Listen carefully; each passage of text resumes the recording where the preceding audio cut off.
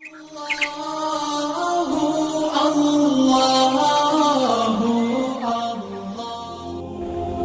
لوگ تیسری کلاس میں شاید پڑھتے تھے.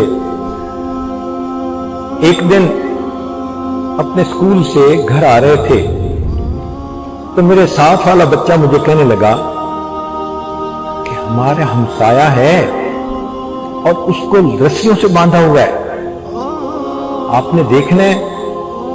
تو میں نے کہا چھوٹے چھوٹے تھے ہم دونوں.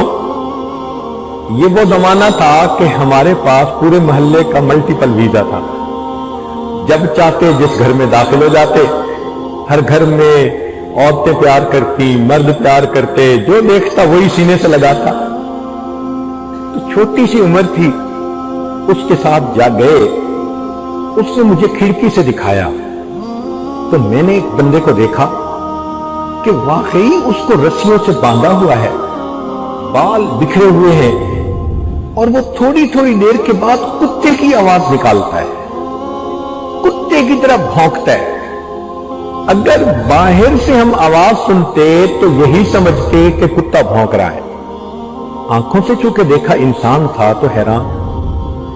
اس کو دیکھ کے میرے اوپر ایک خوف ستاری ہوا. خیر میں گھر گیا, جا کے والدہ کو بتایا, امی آج سکول سے آتے ہوئے راستے میں یہ واقعہ پیش آیا. تو پہلے تو امی نے ڈانٹا, تم گئے کیوں؟ میں نے کہا دوست نے کہا تھا تو میں نے کہا میں دیکھ لیتا ہوں. تو امی نے کہا بیٹا وہ ساری عمر بھونکتا رہا, اب اس کو بھونکتے ہوئی موت آئے گی.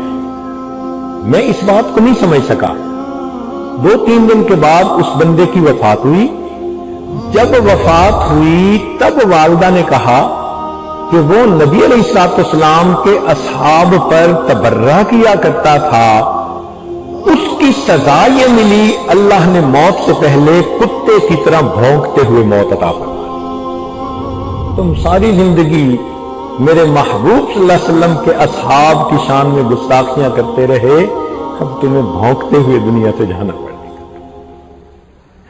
تو نیک اعمال کا یہ نتیجہ کہ اچھی موت آتی ہے, اور برے اعمال کا یہ نتیجہ کہ انسان کو آخر میں برے وقت پہ موت آ جاتی ہے, اور زندگی میں بھی پھر ان گناہوں کی وجہ سے مصیبتیں آتی ہیں.